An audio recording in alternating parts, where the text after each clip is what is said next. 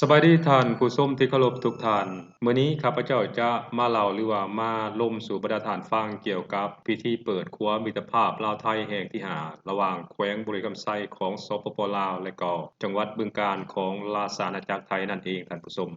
ในมื้อวันที่25ที่ผ่านมานั้นก็ได้มีการเปิดน้ำใช้ครัวมิตรภาพลาวไทยแห่งที่5ที่แขวงบุรีรัมย์ไซสปปลาวและก็จังหวัดบึงกาฬของประเทศไทยอย่างเป็นทางการซึ่งที่ตั้งของครัวดังกล่าวนั้นก็ตั้งอยู่เมืองปากสันแขวงบุรีรัมย์ไซและก็จังหวัดบึงกาฬของประเทศไทยนั่นเองในพิธีเปิดการนำใช้ครัวมิตรภาพแห่งที่5ลาวไทยในครั้งนี้ให้เกียรติเข้าร่วมเป็นประธานร่วมโดยแม่นทานทองรุ่นศรีสุริตประธานประเทศแห่งสาธารณรัฐประชาธิปไตยประชาชนลาวพร้อมด้วยภรรยาและพระบาทสมเด็จพระเจ้าอยู่หัวแห่งราชอาณาจักรไทยพร้อมด้วยภริษณีโดยมีการเข้าร่วมของท่านนายกรัฐมนตรีหัวหน้ากรมและบรรดาแขกที่เกี่ยวข้องต่างๆทั้ง2ฝ่ายเข้าร่วมอย่างพร้อมเพรียง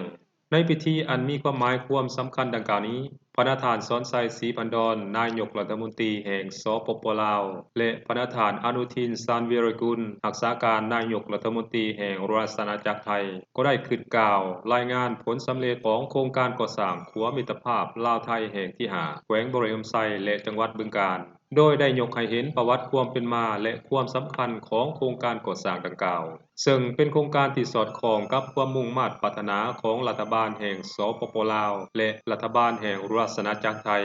สอดคล้องกับความมุ่งมั่นปรารถนาของประชาชนทั้งสองชาติลาวและไทยโดยเฉพาะแม่นแขวงบุรีรัมย์ไซและจังหวัดบึงกาฬทั้งนี้ก็เพื่อเป็นการเชื่อมโยงเชื่อมจอดสปปลาวเข้ากับภาคพื้นตามแนวเศรษฐกิจตะเวนออกตะเวนตกเฮ็ดให้การคมนาคมขนส่งการค้าการท่องเที่ยวระหว่าง2ประเทศมีความสะดวกสบายและว่องไวยิ่งขึ้นจุดประสงค์ก็เพื่อนำเอาผลประโยชน์สูงสุดมาสู่ประชาชน2ชาติลาวและไทยนั่นเองผลสำเร็จของการก่อสร้างครัวมิตรภาพลาวไทยแห่งที่5แห่งนี้บ่เพียงแต่ช่วยส่งเสริมการพัฒนาเศรษฐกิจสังคมในระดับท้องถิ่นและภาคพื้นเท่านั้นแต่มันยังเป็นสัญลักษณ์ที่พ้นเด่นของสายพัวพันธ์มิตรภาพและการร่วมมือฐานบ้านใกล้เรือนเคียงระหว่างสปปลาวและราชอาณาจักรไทย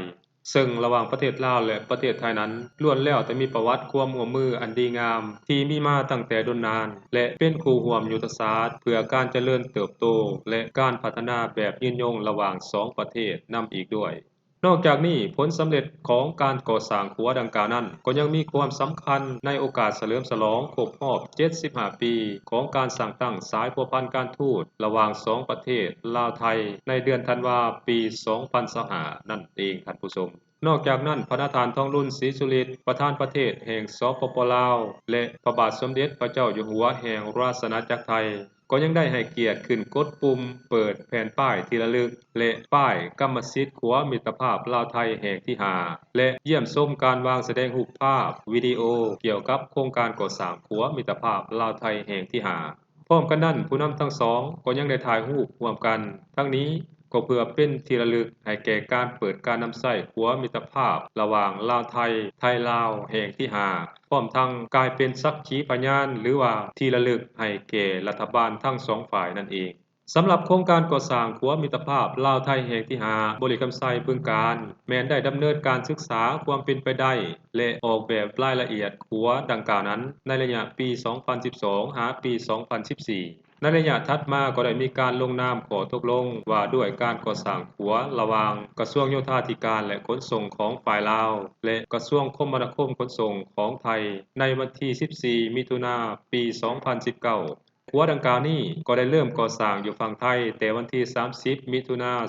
2020อยู่ฝั่งลาวในวันที่4มังกรปี2021และมีพิธีเทเบตงเสื่อมขัวลงนามขอตกลงว่าด้วยกรรมสิทธิ์นำใช้การบริหารการบูรณะรักษาซ่อมแปลงขัวในวันที่6มิถุนายนปี2025ที่ผ่านมานี่เองท่านผู้ชมครัวมิตรภาพลาวไทยแห่งที่5เป็นจุดเสื่อมจอดระหว่างเมืองปากสันแขวงบุรีรัมย์ไซของสปปลาวกับอำเภอบึงกาฬจังหวัดบึงกาฬของราชอาณาจักรไทยที่เชื่อมต่อโดยกงกับทางหลวงเลขที่13ของประเทศลาวไปหาทางหลวงเลขที่244ของราชอาณาจักรไทยครัวดังกล่าวนั้นมีความยาวทั้งหมด 1,350 เมตรและก็ได้มีการติดตั้งอุปกรณ์ติดตามสภาพการเปลี่ยนแปลงของขัวเป็นที่เรียบร้อยแล้วท่านผู้ชมเพราะฉะนั้นเรื่องความเปลี่ยนแปลงของขัวเรื่องความปลอดภัยของขัวถือว่าไว้ใจได้ท่านผู้ชม สำหรับมูลค่าของโครงการก่อสร้างขัวมิตรภาพลาวไทยแห่งที่5ระหว่างแขวงบริคำไซสปปลาวและจังหวัดบึงกาฬของประเทศไทยนั้นมีมูลค่าประมาณอยู่130ล้านดอลลาร์สหรัฐในนี้เป็นภาคส่วนของราชอาณาจักรไทยรับผิดชอบประมาณอยู่86ล้านดอลลาร์สหรัฐและภาคส่วนของประเทศลาวรับผิดชอบประมาณอยู่43ล้านดอลลาร์สหรัฐท่านผู้ชมอันนั้นคือมูลค่าของโครงการก่อสร้างขัวมิตรภาพลาวไทยแห่งที่5และก็การแบ่งความรับผิดชอบงบประมาณที่ใช้จ่ายเข้าในโครงการก่อสร้างดังกล่าวของรัฐบาลทั้ง2ประเทศท่านผู้ชม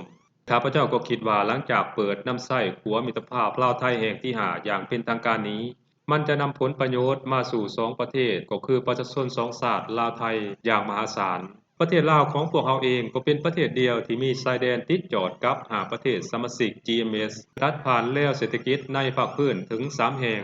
ประเทศลาวของพวกเรามีท่าแห่งอันใหญ่หลวงและจะมีบทบาทสำคัญในฐานะเส้นทางการค้าที่สำคัญภายในอนุภาคพื้นแม่น้ำของและอาเซียนได้เป็นอย่างดีท่านผู้ชมเพราะว่าราชอาณาจักรไทยนั้นก็มีจุดประสงค์ที่จะขนส่งสินค้าผ่านประเทศลาวเข้าไปเวียดนามและก็ประเทศจีนโดยผ่านขัวมิตรภาพลาวไทยแห่งที่5นี้เองท่านผู้ชมส่วนประเทศเวียดนามเองเมื่อต้องการไปประเทศไทยก็จะบ่มีความยุ่งยากอีกต่อไปแล้วโดยเฉพาะแม่นประชาชนหรือว่าบรรดาเขตภาคกลางของเวียดนามนั้นจะไปประเทศไทยในอนาคตนั้นก็จะผ่านแขวงบริคำไซไปหาจังหวัดบึงกาฬขัวมิตรภาพแห่งนี้จะสวยอำนวยความสะดวกเฮ็ดให้การพัฒนาเศรษฐกิจสังคมของ3ประเทศลาวไทยและก็เวียดนามนั้นมีความคึกคืนหลายขึ้นมากกว่าเก่าอย่างแน่นอนท่านผู้ชมอันนั้นคือความคืบหน้าของการก่อสร้างและการเปิดน้ำใช้ขัวมิตรภาพลาวไทยแห่งที่5ที่ข้าพเจ้านำมาเว้ามาเล่าให้ท่านผู้ชมได้รับชมรับฟังนำกันท่านผู้ชมและข้าพเจ้าหวังอย่างยิ่งว่าจะเฮ็ดให้การเดินทางไปมาหาสู่กันระหว่างประชาชน2ชาติลาวไทยก็คือไทยลาวนั้นมีความสะดวกสบายยิ่งขึ้นเว้ารวมเว้าเฉพาะแม่นประชาชนแขวงบริคำไซสปปลาวและก็ประชาชนในจังหวัดบึงกาฬนั่นเองท่านผู้ชมสบายดี